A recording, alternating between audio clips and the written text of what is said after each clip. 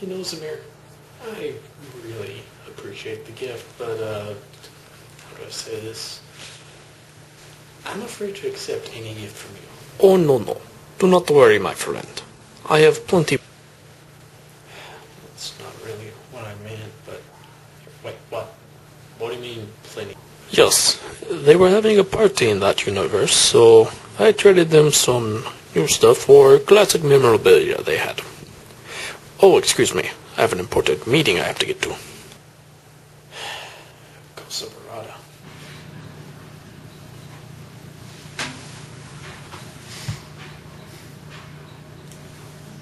So am I supposed to water you, or is that bad for the fire flower?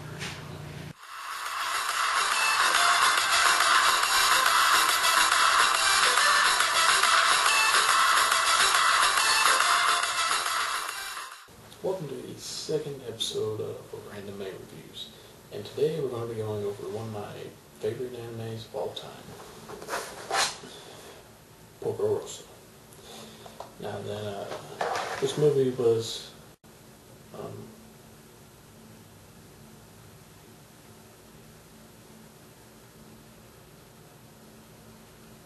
hello?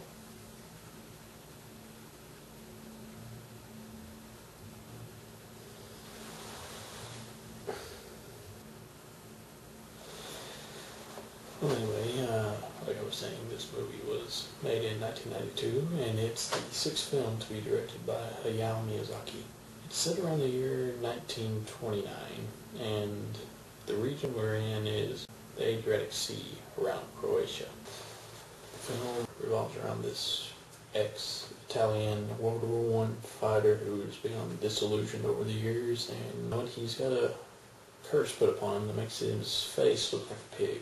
And also his confrontations with this American pilot known as Curtis, whose character is based off the adventure hero archetype of the 1930s. This movie is a bit different from the films Miyazaki directed before it, in that they're more lighthearted, meant, be family films, whereas this one had a more serious tone.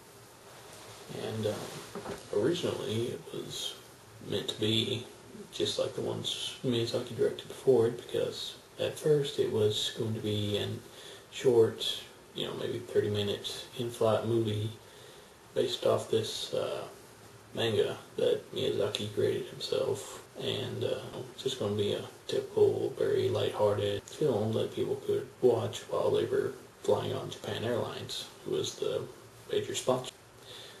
However, during the time that this movie was being created, there was a war in Croatia, and it was a war for their independence, and because that was going on, it caused the production team to come at the movie with more of a serious tone than they had originally planned on. A few things that contribute to this serious tone, the most obvious one being this complex relationship between Porco and this female character of the movie, Gina.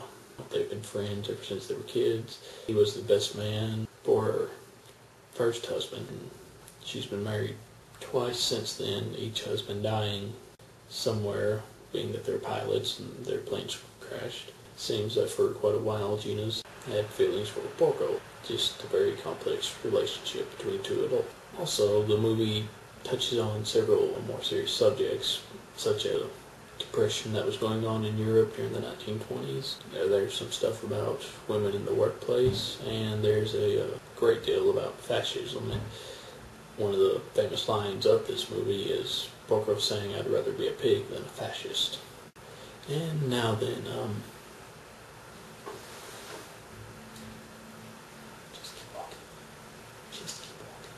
Just keep walking. And I've been talking about the seriousness of this film, but it still has that lightheartedness of the Miyazaki films before it, and it does a pretty good job of mixing them and using them together.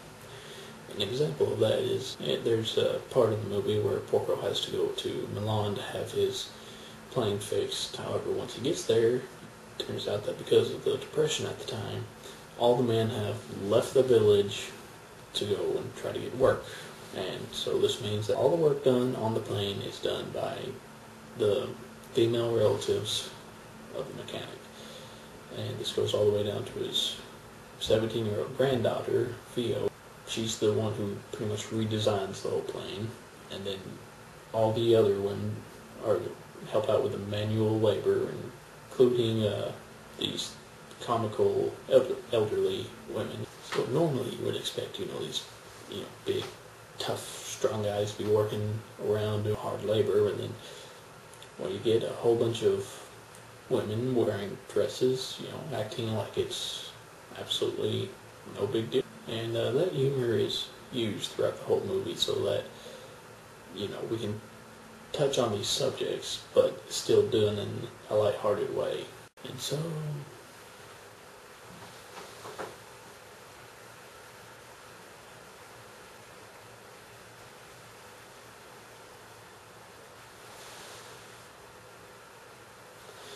yeah, this is definitely one of my favorite animated films of all time. Definitely say that it's at the number 3 spot of my top 5 anime movies of all time. Try to watch it if you get the chance. So goodbye, and I hope you've enjoyed this second episode of Randome Reviews. Please keep in mind that this is my first solo video. This is the first time that I've ever actually reviewed anything by myself. So, let me say, the videos will get better. What was that?